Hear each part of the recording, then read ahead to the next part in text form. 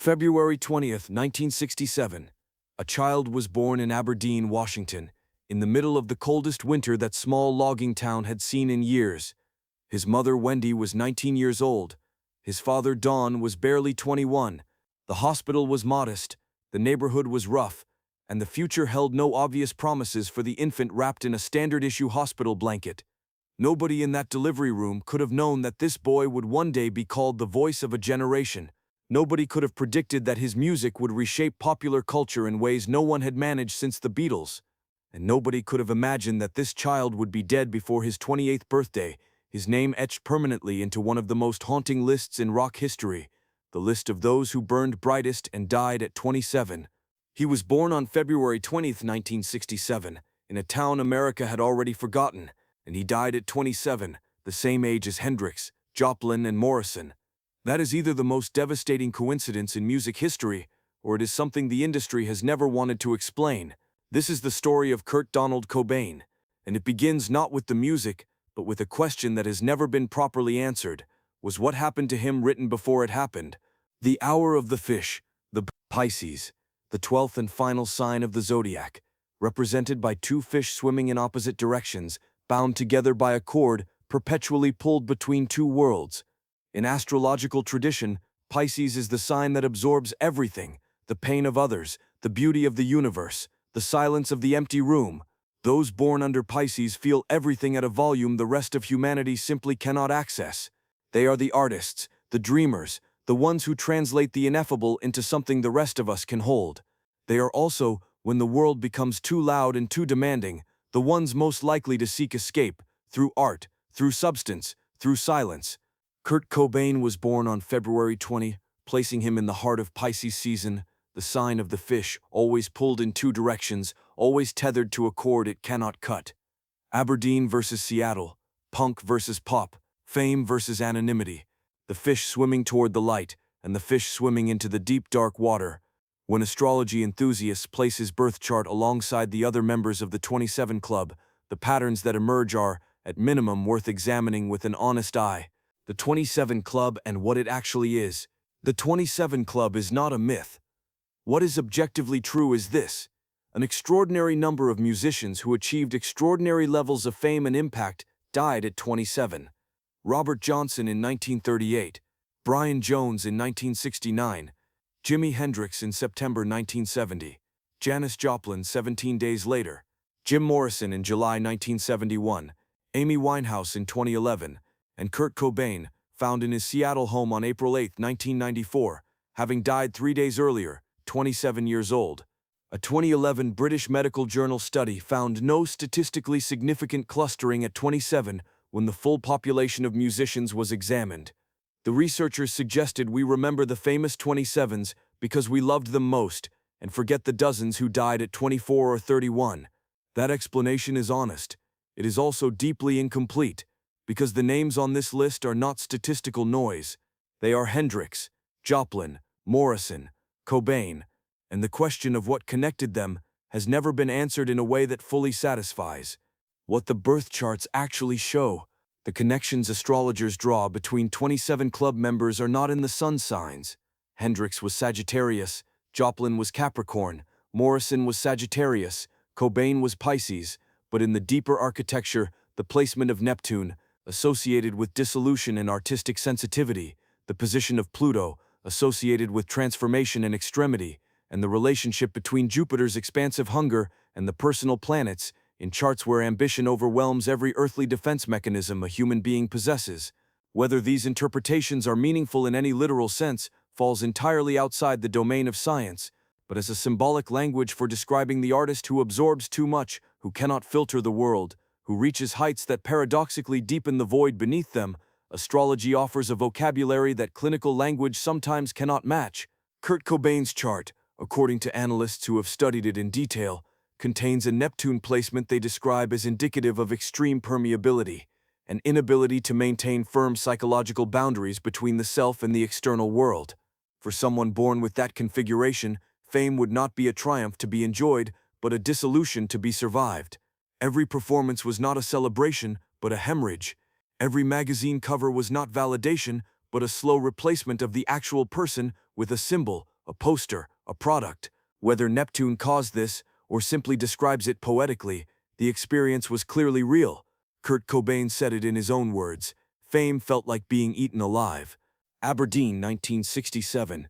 The world that made the child. Don and Wendy Cobain were young and in love when Kurt arrived, but their relationship carried stresses that love alone could not resolve. Kurt was, by all accounts, a luminous child, energetic, affectionate, precociously creative, the kind of boy who drew pictures on every available surface and sang songs before he could properly read.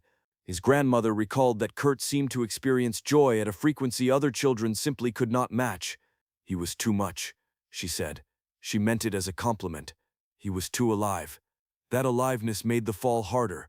When Dawn and Wendy divorced in 1976, Kurt was 9 years old enough to understand that something fundamental had broken, not old enough to understand that it was not his fault. He concluded, silently and permanently, that it was. He stopped trusting that love was permanent.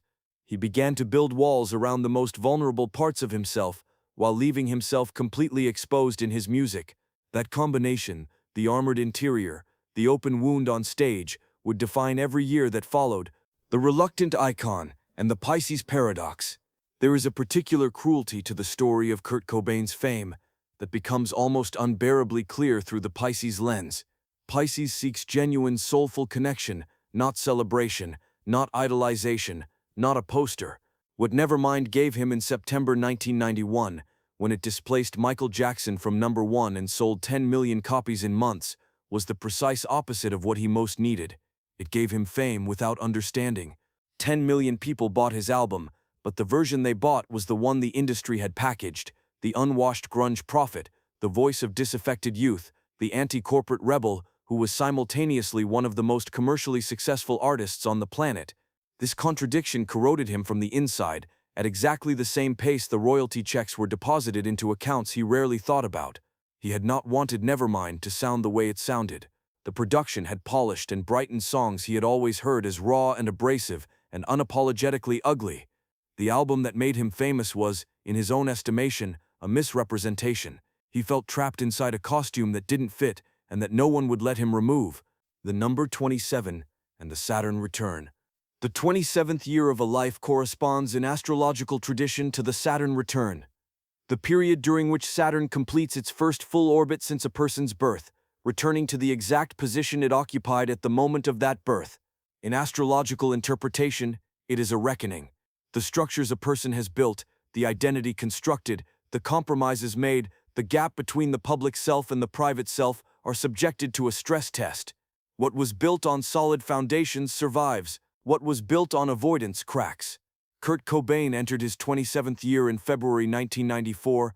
He was already fragile in ways those around him could see and could not fully address. On March 1, in a hotel room in Rome, he was hospitalized after a combination of prescription sedatives and alcohol sent him into a coma. The official statement called it an accident. The details of that room, what was found on the table, what was written, what was not said publicly for years, told a different story. He survived Rome, he came home to Seattle, and what happened next is the part of this story that the comfortable version of events has never fully explained. What skeptics say, and why they are not wrong. Astrology did not kill Kurt Cobain. Pisces did not kill Kurt Cobain. The Saturn Return did not kill Kurt Cobain. What killed him was a combination of factors that are well documented and tragically ordinary in their components, even as they were extraordinary in their convergence.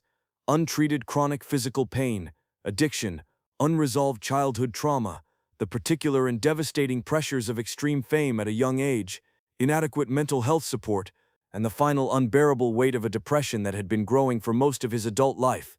The statisticians are not wrong when they point out that the 27 Club is partly a product of the human tendency to seek patterns.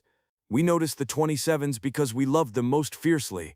But the fact that the pattern is partly constructed does not mean it is entirely without insight.